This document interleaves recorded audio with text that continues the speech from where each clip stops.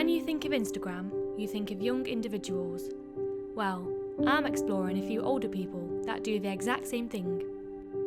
Meet Nikki, Tracy and Yasmin, Instagram influencers over the age of 40, 50, even 60. I'm sometimes a little horrified to see the amount of screen time I've put in. But when you think about it, the phone really controls the whole of life. I try to keep it within bounds, but yes, I do look at Instagram many times a day. I do look in the mirror a lot more now. I do a selfie every day, take a picture of my outfit, share it with my very small community, who all kind of respond saying which bits they like, maybe sometimes what they don't like. This makes me stay really relevant with a young crowd of PRs that I probably wouldn't have chatted to so much. So for me, this has been, a really good experience. Being in the position I'm in, the age I'm at, I think it's made a few people stop and take a look. When they look at other pictures on Instagram, there's always a comparison. And I heard a very good saying the other day saying comparison is the thief of happiness. So I thought, what about the other people in their generation? You'll have to guide me if I'm involved. Yeah, so Have you ever used it? No, not at all. What do I do? And is this going to talk to me? we'll give you instructions. Right. Now I am stuck now. What you want? I won't take this Facebook thing off.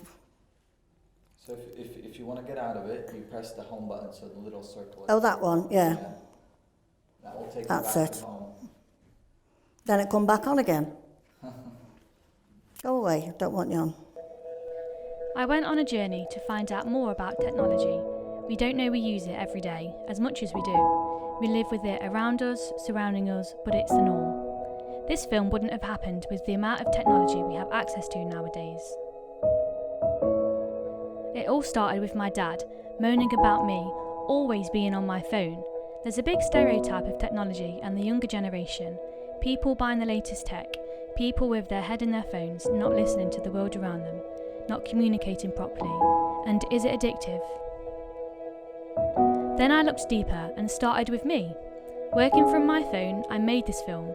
I get in contact with people, I meet and speak to new people every day. As a job, I get paid to post pictures and video content on social media, and I'm always networking from it.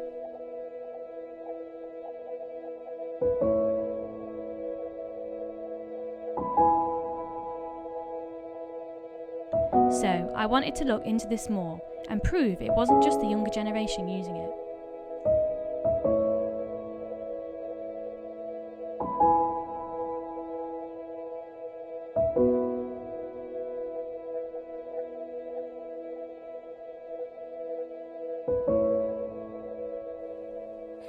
Apparently Chris Evans stuck Holly and Philip by pulling his trousers down this morning.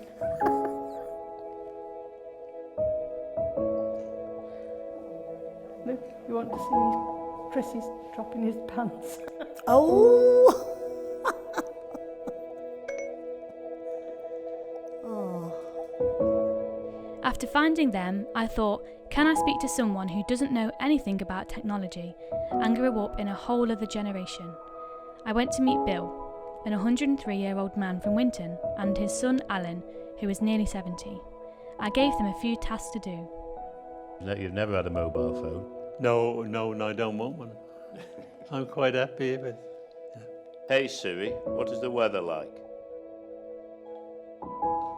What is the weather like? It's very cold, wet. Hey Siri, what is the weather like? Just let's see if it answers. Hey Siri, what is the weather like? Sorry, I'm having trouble with the connection. What do I do? Will it say talk to me in a minute? Hey Siri, what's the weather like? Siri not available. You are not connected. What can I help? Technology. Right, you're right. Interesting question. Oh. I've got my iPad so I can do my emails. I can look at what I want to know. I can Google this. I can find what the weather's doing. Same on my iPhone. That satisfies me. I don't need to do spreadsheets and what have you. They don't interest me. Quite honestly, I mean, this must be some of the genes, you know. I can tell you why my hens are not laying. Bill, do you know what this is? Do you know what it is as you look at it? What's that? What do you think it is? What does it look like? But don't bother about reading it. What do you think it is? What do you think this one is? What's that?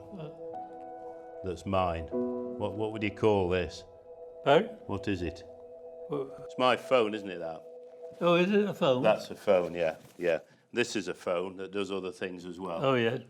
I don't want to go into that, you know. No. That's it, the concept of a menu. Menu was something that you had in a restaurant, rather than you go to the next menu and scroll through. And we had no end of problem, you know, with this menu. What do you mean by menu? You know, I don't want place and chips. And I think you reach a point, if you do get far behind, you reach a point where, I don't know whether it's almost impossible to catch up, I think. I can see very much where Dad's sort of been overtaken and getting further behind. And I think I could have fallen more into that trap had I not been pushed from, they always say kids keep you young and grandchildren keep you young, and you know, well, you need to do that, Grandad. So no, I'm not bothered about people who can do it.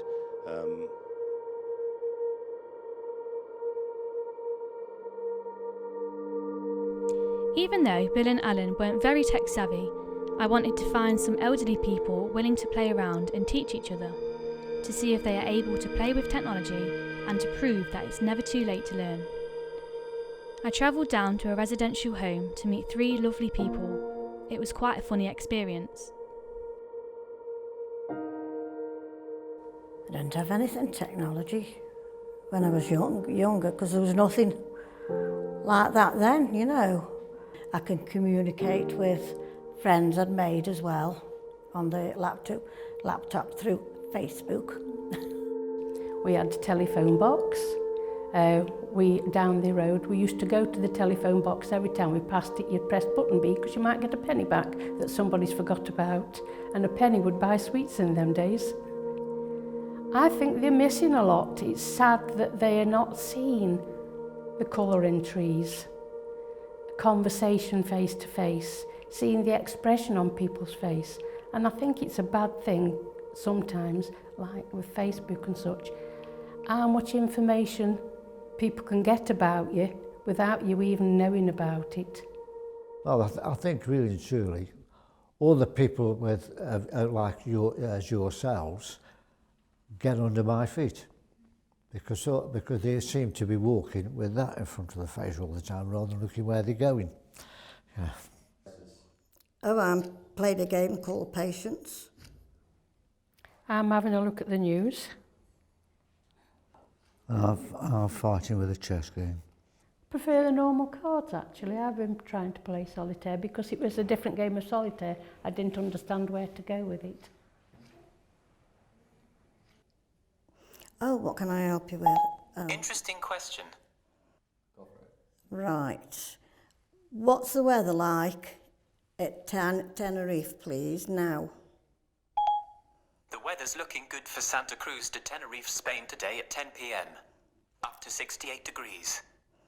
Very good. Well, because there's things that you can search, seems like now, it's better now, because you've got the Google. To be quite honest, I wish I could live without it now. It's wonderful, but it's awful when you've got to. There's no such thing as I can't do it. Find a way around it. So our technology for years is always up here in our head. No, that doesn't. That's it. No. I've got all my wrinkles on it too. Oh dear. Oh! Oh, it's gone. Bring that one up. There you go, Luke. Oh, all the wrinkles. I tell you what, it doesn't look very good with the light going down and our wrinkles going up. That, yeah.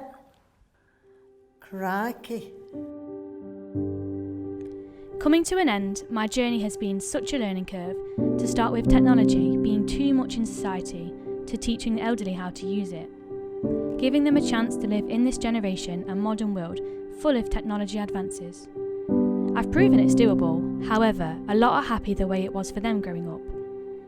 It opens my eyes thinking, if I never had a phone, how different would my life be? Well, I would have never made this film.